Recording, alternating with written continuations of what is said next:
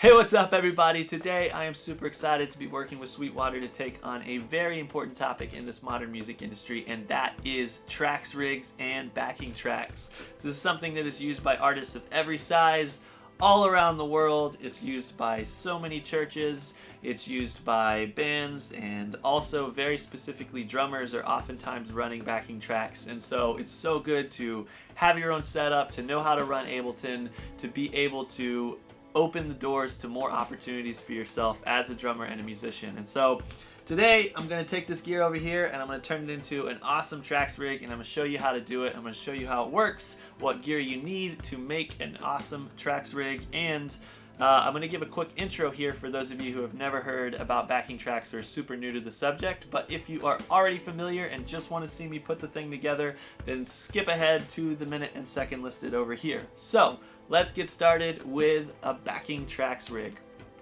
Alright, so for those of you who are new to the subject of backing tracks, basically a backing track is a sound or an instrument or a vocal or whatever that is being played behind the band, that is previously recorded, that is previously created, and then you have live instruments that play on top of that. Sometimes singers have backing tracks, basically like a cappella tracks, where they just sing and all of the music and instruments is all coming out, kind of like a karaoke track.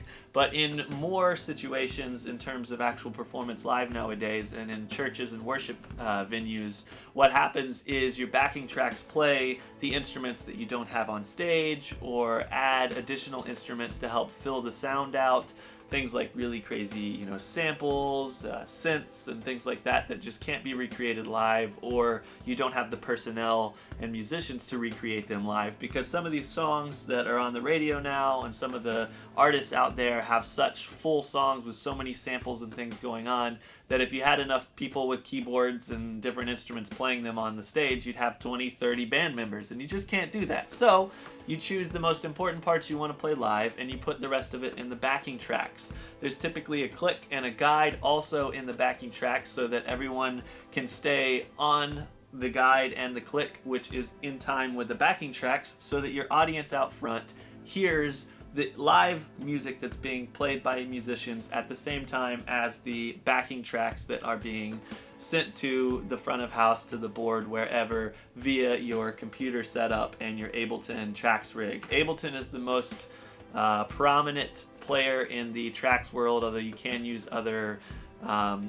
digital audio workstations. But Ableton allows you to drag and drop files and sync them very easily and hit a single command to trigger these backing tracks. And so Ableton is the one that I'm going to be using. It's the one that pretty much every church and every venue that I've used backing tracks at, and every event has used Ableton. And so it's often the way to go.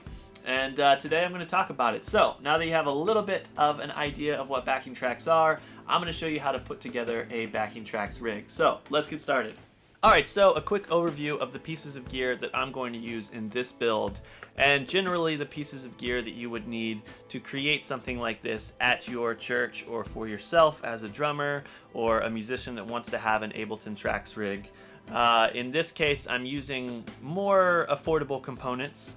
You can get more expensive components, but there's not really a huge need for it, since most of the gear here is just acting as a connector between your computer and your board, or wherever you're sending your signals at a gig or a church or wherever. And so in this instance, I'm using a MacBook Pro. I got one of the new 16-inch MacBook Pros for this, but you don't have to have something super high powered. What you have already may work. But you do want something that has enough RAM and enough processing power to run multiple tracks live and to send that out, whether via Ethernet and Dante, or as we're doing here via USB to the interface. This computer will communicate with the interface here. The interface basically acts as the middleman between the computer and sending those signals to the board. And so this will actually send up to 8 outputs. Actually, this one can send 10. You can send 10 outputs via 1/4 inch on the back here, and those will go into the DI but this is an 8-channel DI, which is the reason I'm using 8 from the interface. This DI is going to convert that unbalanced 1/4-inch signal to a balanced XLR mic cable signal, so that you can send that directly into a snake that connects from your stage to your front of house in pretty much most gig scenarios. And then this Furman power conditioner I'm using is just going to connect to these devices, the laptop, everything like that, to keep the power safe in my mobile rig. And then this right here is a cheap little MIDI controller from Akai, I believe is how you say it, the LPD8. And so this, you can program these buttons to fire different songs or different tracks. And so it's a cheap little way to add a more tactile pad than using the numbers or letter keys on your laptop. And I also have this Glyph Atom Pro solid state drive here, and the reason I have a hard drive is I do suggest having an external drive to keep your entire tracks library on. You only move the ones that you really need onto the laptop for your sessions. You keep the rest of it on the external drive, and what that does is it allows you to keep the specs of your laptop lower. You can have a 500 gigabyte hard drive and just move what you need onto it. Otherwise, when you're buying a new MacBook or you're buying a new laptop, you're going to have to up the storage on it so that you don't fill it up with your tracks and with the different files that you're using for your backing tracks and for your live rig. And so having a good external hard drive is a good backup, and you can quickly connect it to a different computer if you need to ensure that you have your tracks at the ready at all times. And these Glyph hard drives are absolutely incredible. Sweetwater has different versions of them. This is the Thunderbolt 3, which is the fastest to communicate with a new MacBook Pro, but it is also at the higher end of the budget for hard drive, so you may want to look into some of the cheaper USB 3.0 options if you're just looking for something to back up your tracks. I'll also be using this for video and for many other purposes. So let's get started. I'll show you the connections on this, and I'll show you how to connect it to the computer. So for this setup, I'm using an 8/4-inch to 8/4-inch cable snake so that it keeps it all together and it's super easy to use. What we're going to do here is we're going to connect the outputs. These are the line outputs on the Scarlett 18i20, and we're going to connect those to the inputs on the front of this DI here. And so you just match the colors. One is red. Gonna go to 1.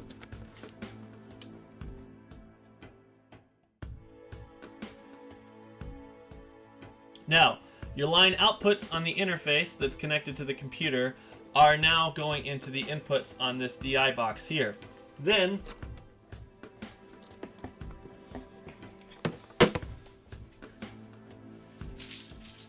you can run individual cables, or, as I'm doing here, a cable snake from the output of the DI, making sure to match each channel with the right channel.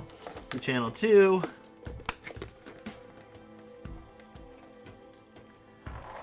channel 7. Now, the other ends of your XLR snake connect to the front of house board, to the snake on the stage, or to your recording interface, wherever you're sending the signals from your backing tracks. And it's as simple as that. Now we'll connect the computer to the interface, and I'll show you how to use the software. Alright, so now I am recording my screen here. We are going to go into Focusrite Control. Now, Focusrite Control is where you take control of the interface here, the Scarlett 18i20, and you're able to tell its outputs what to do. So what we're going to do is we're going to go in here and we're going to tell the outputs on the back, 1, 2, 3, 4, 5, 6, 7, 8. Those outputs that I'm sending these from, this is the inputs on the direct box. They're coming up from the outputs on the interface. Those are all over here. And so what I'm going to do is I'm going to turn them from stereo. Now they're not stereo, you get those individual tracks that you can send, like click down 1, you can send bass down 1, you can send guitars down 1, etc., etc. Alright, so I'm making sure that outputs are set to playback 1, playback 2, playback 3, playback 4, playback 5, playback 6. Line output 7 needs to be playback 7. Line output 8 needs to be playback 8. So these are your outputs on the interface that you've now set 1 through 8 as outputs 1 through 8. So when you go into Ableton, you're actually able to send audio signals out of Ableton onto playback 1, onto playback 2. And let me show you how that works. So we're going to open up Ableton Live 10.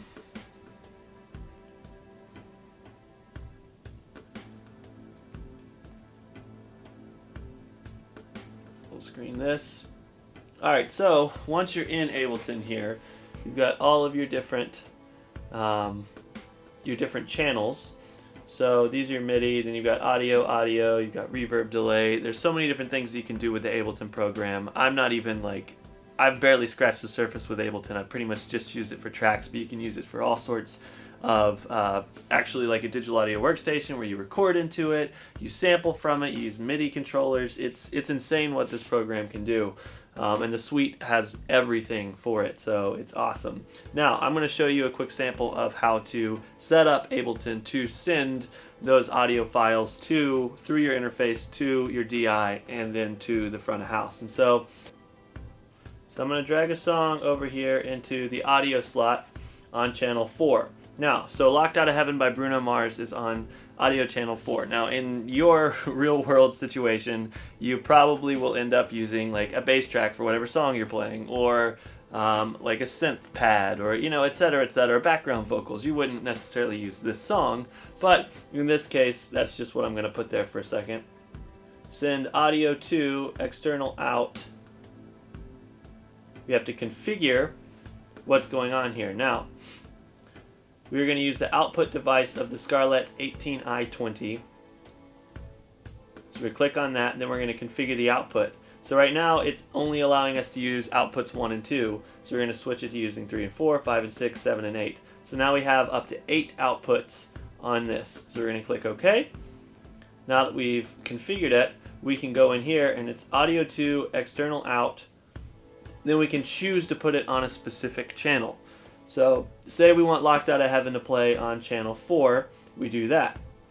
Now, you can do that with up to 8 different tracks, 8 different channels, 8 different settings on here, because you have those 8 different channels out of the interface. And so for me, a typical configuration would be bass on one, guitars on one, keys on one, maybe some synths on another. Then you got like effects, extra loopy kind of stuff, maybe some percussion, and then you got click and you got guide. And so each of those have their individual outs, and then the front of house engineer can turn up the guitars if he wants, or turn down the bass, or turn up the click in everyone's ears, or turn up the guide, etc., etc. And to save space, you could put click and guide on the same send. You could put guitars and bass on the same one, although that wouldn't typically be one, but like all of your keys could be on the same channel, etc., etc. So you have those 8 to play with. Alright, so now say you want to trigger something with just a press of a key on your laptop. You can do that by going and clicking on the scene. This is the Locked Out of Heaven scene, scene 1. You hit key, and then you just fire that and show, hey, okay, I want to trigger that with number 1. Now turn that off, and if you hit 1, right here, you'll see that Locked Out of Heaven begins to play. And so what's cool, and what I was showing you earlier, is a MIDI controller like this. So you hook this up to your laptop, power's on. Now we're going to go to MIDI, and we're going to click on that again, and now we're just going to hit pad 1. So now this is triggered by pad 1 on the MIDI, and if you had multiple scenes, pad 2, pad 3, pad 4, etc., etc. Now you turn that MIDI feature off there, and if I hit pad 1, Locked Out of Heaven starts to play. And so this right here is a lot easier to trigger in the dark, or while you're playing, if you quickly need to hit the next pad. It's so much easier to use a MIDI controller like this than to try and hit the exact key. Alright guys, I really hope that this video has helped you configure your own tracks rig, understand how to put it together and how it works, and I hope that it helps you create awesome backing tracks and backing soundscapes to your band or to your church or wherever you're using it. I'm super excited about this project for me. Ableton, I hope that short introduction has helped you see the potential of that program, because it is insane. You can do so much with it, and one of the reasons that I wanted to focus on this project for a little while to hone my own Ableton chops, because I know how to run the program pretty decently, but there's so much to learn and there's so much more that I can know, and as I'm going to talk about in an upcoming video, which as you're watching this it might already be out, but being able to use electronics and systems like this, running tracks and running Ableton, is such a huge addition to your chops as a musician, as a drummer, or as just a band in general, because you can do so much with this and you can further improve your sound. And as a gigging, like hired hand kind of drummer, hired gun drummer, a lot of times playing for big pop artists requires the ability to run these kinds of programs and use triggers and electronics and things like that. And so I hope that you understand the importance of getting into something like this and learning it and having it at your fingertips, and being able to like show up to an audition and say, yeah, I know how to run electronics, and yeah, check out my tracks rig, we can use this at our shows. Like, that's a huge win. So if you have any other questions, you can leave them down below. I'll try to answer the ones I can, and if I can't answer a question or I didn't answer your question, your Sweetwater sales engineer can answer all the questions for you, and if they don't know, they'll send you to another Sweetwater sales engineer that does. And that's what's awesome about Sweetwater. It's the reason that they love working with me to create these educational videos, because they want to help people just like I do. And they certainly have a huge live sound, like worship setup at Sweetwater, where they can help you with all of the gear needs that you need for your church, for you to be able to create setups like this. And any questions that you have, they even have like installers and things like that. So if your church needs a new audio system, Sweetwater is the place to go. They are a company that cares and does it right. And as a drummer, I also suggest Sweetwater is the place to get your drum gear, your electronic gear. I mean, I talk about it all the time, but they do it right and they really care. So check them out. Click the link in the top of the description. All the gear that I'm using in the video is listed below. And I hope that you have a happy backing tracks day.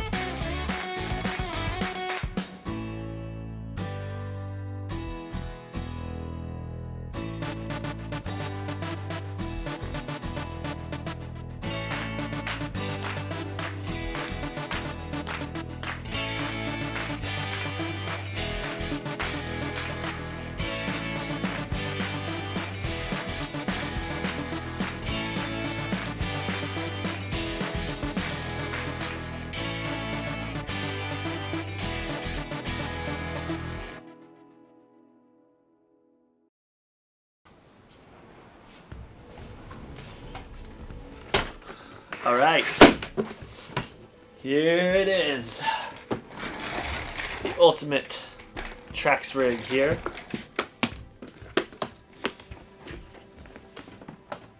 All set up, ready to go. So it's all wired in to where pretty much everything I need is right here. So when you get to the venue, Interface is already plugged in the back here. This is the outs on the interface, all ready to go. So here are the XLR outputs. These are each of the 8 tracks coming out of the direct box inside. I went ahead and did a shorter snake so I could fit them all in here and keep it all wired in. And then at the venue I can do a longer snake from here to the actual snake to front of house, or from here to front of house, whatever works out best. And then power right here, all you gotta do is plug this in and it will turn everything on with the Furman power amp here. And on the front, these can't stay plugged in with the side panels on, but you just go ahead and plug them in when you get there and you will be wired in.